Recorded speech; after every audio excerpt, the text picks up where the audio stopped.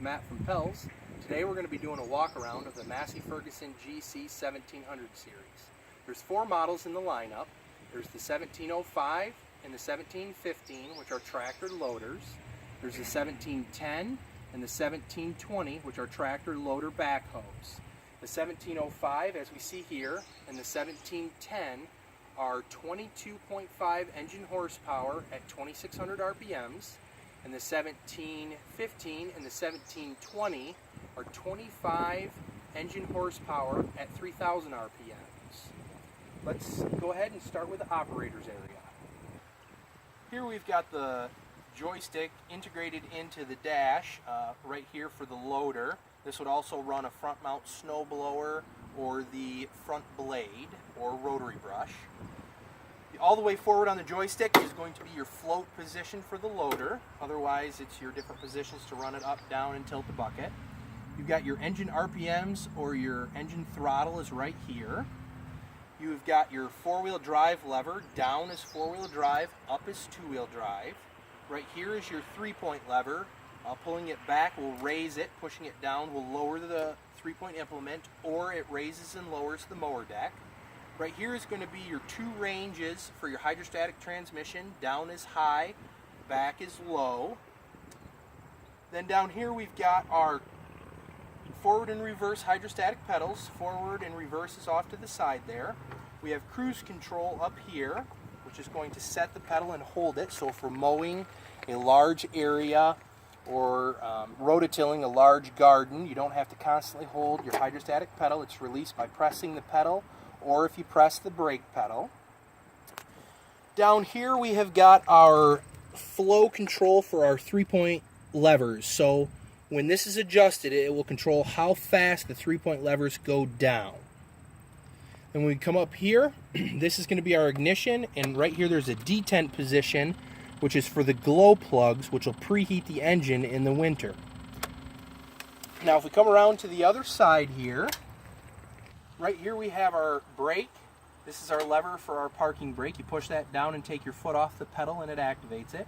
You tap it to release it.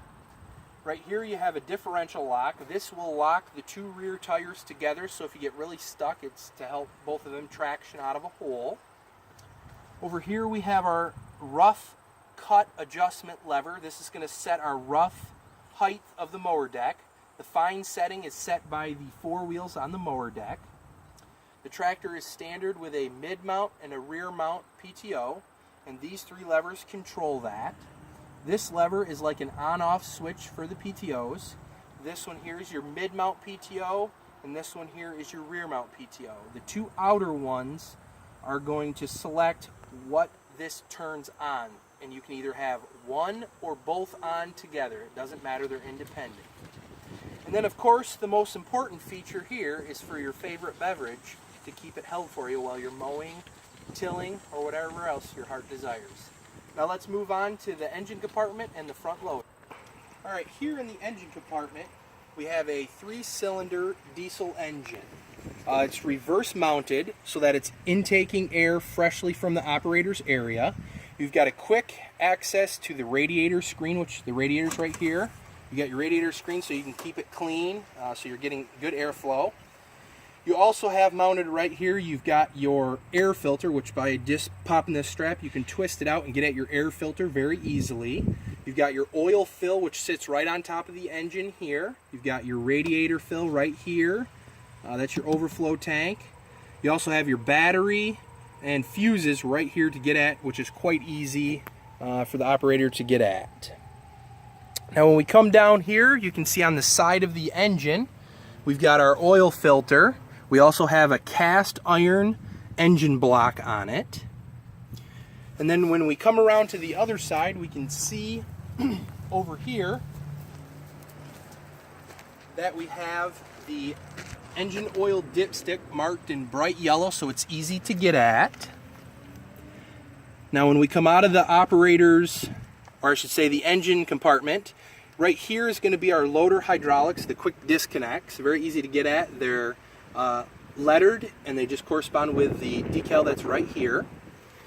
When we look at the loader, we've got the grease zerks on all the loader are mounted inside of the pins so they don't get sheared off and they're easy to get at. All the way down here, and the pins are also locked in place so that you get less wear on the pins so they're not constantly rotating.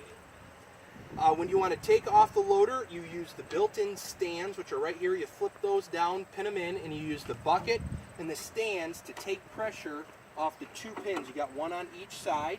You pop those out and you use the tractor's joystick to raise the red frame out of the gray, and then you back up just slightly and quick disconnect all the hydraulics. Here at the rear of the tractor, we can see on the tractor, this one here, we have the turf tires. There are two other options, the R4 or industrial tire, which is a crossbreed between a turf and an ag. And then of course we have the R1 or the ag tire, it's also referred to as. Here at the back we have a Category 1 3-point hitch. We have lower link turnbuckles to adjust the arms in and out for your attachments. Then when we come in closer here, we can see we've got the 540 PTO. This just has a dust cover on it right now. If you're not using your PTO, it's nice to keep that on there to keep it clean. You have a rear sight glass to easily see how your oil level is in the rear end. And if you need to add a little bit, you've got an easy fill spout right here. Next up, watch our video going over the GC1710 tractor loader backhoe.